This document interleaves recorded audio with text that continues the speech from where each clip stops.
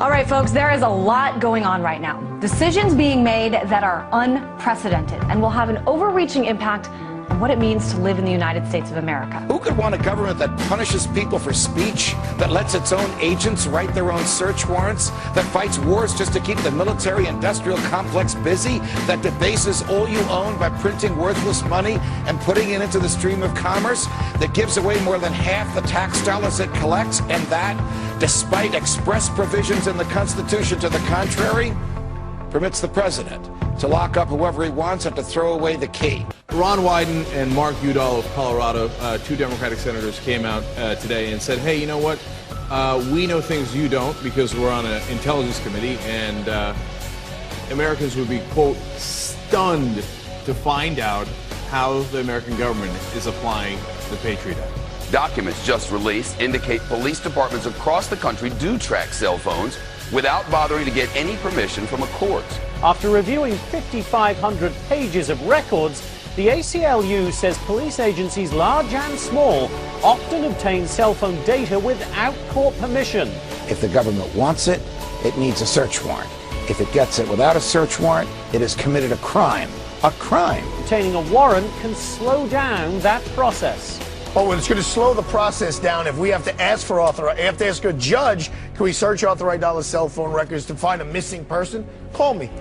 A cell phone warrant, it usually took me about 15 minutes. Once you've written one, you've written all of them.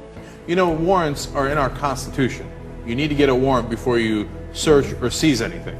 But apparently the Constitution no longer applies. The ACLU saying in the report this has become big business for service providers. The practice is so common that cell phone companies have manuals for police. If my cell phone company is going to give up my information, I think they need to send me a note in the mail, say we gave your information to a third party, because they always tell you we're not going to give your information to a third party. But they also found training manuals, like one from the Iowa City Police Department that says, in quotes, do not mention to the public or the media the use of cell phone technology or equipment used to locate the target subject. The manual also advises not to put this stuff into the police reports. So, doesn't that make you feel safe? Law enforcement is doing something that they know would probably cause public outrage and which they know raises legal questions. So their solution is not to stop doing it. No, of course not. Their solution is just to hide it from you. You know, it's just another sign of our ever-expanding surveillance state. One that's being sold to the people as a buffer against terrorism. But the truth is, it's being used by law enforcement all the time to track people that have nothing to do with a terrorism-related investigation. It started with the FBI, and the government said, oh, we have to let the FBI do it because they're tracking terrorists. Now, it's no longer terrorists, it's every case, any conceivable case, and it's no longer terrorists, and it's no longer just the FBI, it's all the local police as well. So. The ACLU's most recent info sheet says that 1.7 billion, with a B, emails, phone calls, and text messages are being intercepted and stored by the U.S. government. Now, the CIA, or the Central Intelligence Agency, prides itself on being the best spying machine in the world. But how much are new technologies that, you know, we're all growing to love, growing to depend on, making the job easier for them? Be it social networking, a variety of gadgets that we all use that are now connected to the internet, like your PlayStation, your smartphone, your GPS, soon enough even more devices inside your home. And under the veil of doing things for cybersecurity purposes, they would allow companies to collect and monitor private communications and then share them with the government or anybody else.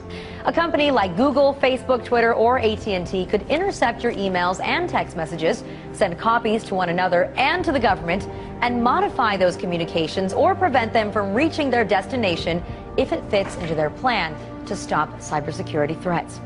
So what it does is it essentially carves out a cybersecurity exception to all of our privacy laws. Starting Thursday, July 12th, ISPs, internet service providers, will be spying not just on your bandwidth, right, but specifically on what you are downloading. You are giving them an unfettered, unchecked right to cut off your service based upon the claims of copyright holders who have been shown time and time and time again to make false claims. And there's no recourse for you. Well, I think that online piracy is a red herring. These transnational content companies make more money than ever. Look at how much money is made from legitimate music downloads via iTunes. They're making a fortune, literally, billions of dollars every year in legal download revenue. And they're saying that they need to crack down on pirates, but really they want to crack down on internet communication itself. Talking Points memo reports that Facebook has started to ask certain users to upload photos of their government-issued ID cards. That includes passports, driver's licenses, work or military IDs will also do. And these documents indicate that the Department of Homeland Security has been spying on us on Facebook, and they're looking for specific words. And some of the words that they're looking for on our profiles includes marijuana, right? So I'll give you an example of some of the, I guess, words that set the alarms for the Department of Homeland Security. Drill, all right, drill, exercise, airport. Exercise, okay. Well, why don't you just go ahead and waste all of our time and our money going after that? Airport, drug, narcotics, cocaine, and marijuana. But once you create these things, they grow out of control. They do. And Big Brother just keeps on rolling on. I mean, we live in a police state at this point, with the police enforcement spying on innocent people without absolutely no probable cause. This is just another example of that. Not only is your every move on Facebook now being posted for your friends to see, but Facebook might still be watching even after you log out. Sure. So over the last few decades, we've increasingly come to entrust third parties with our private data. All of these companies have been trusted by us, and they're collecting data about us in many cases and storing it, in the cloud or in some data center. And once the data leaves our possession, it's really up for grabs for the government. A new AP investigation has revealed that the NYPD was spying on activists as far away as New Orleans. Now, if the NYPD is traveling down to New Orleans to monitor a protest and tracking Muslims all over the Northeast, then one can only imagine how they're reacting to the Occupy movement. It's being called intelligent CCTV, surveillance cameras that can pick out suspicious behaviour in a crowd and stop terrorists before they strike. Researchers in Reading are leading the world in developing the new technology. Researchers at Reading University think they've got the technology to spot the terrorists before they strike. First, there were eyes on the street, and now there are eyes in the skies. The Director of National Intelligence has given the go-ahead for the nation's spy satellites to be used regularly by U.S. civilian agencies and law enforcement. Now the Department of Homeland Security wants to monitor anybody who's leaving the United Kingdom, not just Americans. Now, those who are traveling to Mexico are also going to be sharing personal details, especially if they're flying to Mexico City or to Cancun. And if any travelers are pondering a vacation in Cuba or the Caribbean, be prepared to give over your info too. This is an excuse to collect everybody's information about the TSA. Turns out they're not just doing these things in airports anymore. They're now doing them at ferries. They're doing them at bus stations, on subways. So are you ready to just start having TSA everywhere that you go? Yeah. Oh, the part I found most interesting is that they've been working with ICE. So, you're going to get your papers inspected while you're being fondled. We have a $2 billion data center being built out in the Utah desert to spy on American citizens. To be specific, they show that the FBI taught its agents that they could sometimes, quote, bend or suspend the law in their hunt for terrorists and criminals. It outlaws certain forms of peaceful protest if you happen to be within close proximity to high-ranking elected officials who are receiving Secret Service protection. That can be considered a felony. So if you can't protest in your own nation's capital, what kind of constitutional republic have we become? Is that this means that the military, not our civilian justice system, is going to be in charge. What's wrong with the court system that we already have? Nothing, actually, consider the fact that there have been more than 400 people in the last 10 years that have been prosecuted successfully in our federal courts for terrorism-related offenses. Military commissions, on the other hand, only 6 cases. This is part of the problem. The dangers of this overly expansive global war on terror is that anything can now be deemed a battlefield by the administration. ICE is responsible for holding 32,000 people in immigration detention without any charges on a single day. So why are so many of these immigrants actually ending up in jail? Well, you see, it all comes down to money. Private prisons make a killing off of undocumented immigrants because they can hold them in their prisons, allowing the detention centers to meet their financial goals. Private prisons make money off of incarceration. The more people they lock up and the longer they keep them, the more money they make. They're clearly making a business out of rounding people up. The profitability of private jails depends on the prison population continuing to go up. The rate of incarceration in the U.S. has quadrupled since the 80s. While public prisons are accountable to the public, private ones answer only to shareholders and are not subject to external scrutiny. That means many private contractors face few consequences for the poor or even inhumane treatment of detainees. All right, so let's get back to what I opened the show with. More war on terror that shows no signs of waning. We've got the Secretary of Defense telling 60 Minutes that they will not show any evidence and the public will just have to believe the administration when they label someone a terrorist and execute them without any due process. So, all that we can get from Panetta's answer here is that the evidence doesn't matter, due process in a courtroom to prove that evidence doesn't matter. If the government calls you a terrorist, they can kill you and the rest of us are just supposed to take their word for it. The U.S. government now laying out its legal argument for killing American citizens overseas without a trial.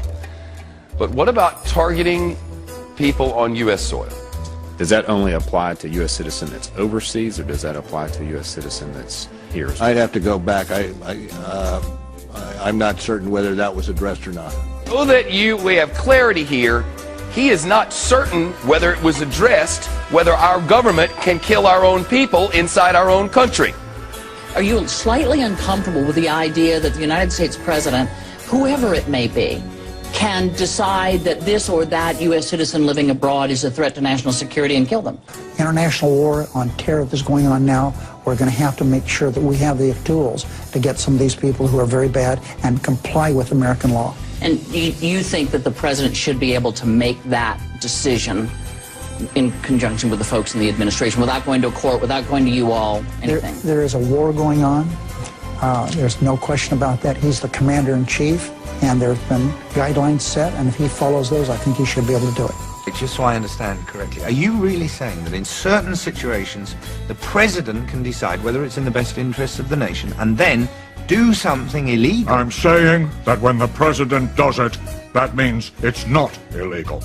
This federal government, this administration says it can kill Americans when they're riding with their children in a car in a desert. That is quite a horrifying reality of how our government functions these days, of how completely out of hand this war on terror has become. So we can kill you anywhere, and we don't have to ask a damn soul about it. So Eric Holder said, okay, you know what, we've been getting a lot of flack for that. I'm going to go to Northwestern, I'm going to clear this thing up, and he did. He gave a speech where he explained that there are no rules. Some have argued that the president is required to get permission from a federal court before taking action against a United States citizen. This is simply not accurate. Due process and judicial process are not one and the same, particularly when it comes to national security. The Constitution guarantees due process. It does not guarantee judicial process. And now a new interpretation of the Constitution where due process is a bunch of guys in the executive branch getting together saying, should we kill somebody? Yeah, let's go ahead and kill him. But the thing that makes it critical here is that the U.S. government unilaterally, without any proof, without any due process at all, is actually pointing the finger and saying, you, my friend, are a terrorist. So the question then becomes, if they get to decide, what makes you question whether or not they can't decide that it's you, or it's me, or it's my neighbor, or my father, or my son? The Constitution says to the contrary. The Constitution says if the government wants your life, or your liberty, or your property, it has to articulate to a jury what law you have violated and prove its case beyond a reasonable doubt to that jury. It's called due process. Without due process, the government could take anything it wanted. Well, the U.S. Department of Homeland Security, along with the U.S. Immigrations and Customs Enforcement Office, have placed a large and rather interesting order. They've ordered 450 million rounds of ammunition to be made and delivered to them over the next 5 years. All right, so this is interesting because this is not the Pentagon making the order for the military. It's DHS and ICE. And to give you a little perspective here, there are only about 311 million people living in the entire country. So it begs the question, why such a massive order, 450 million bullets?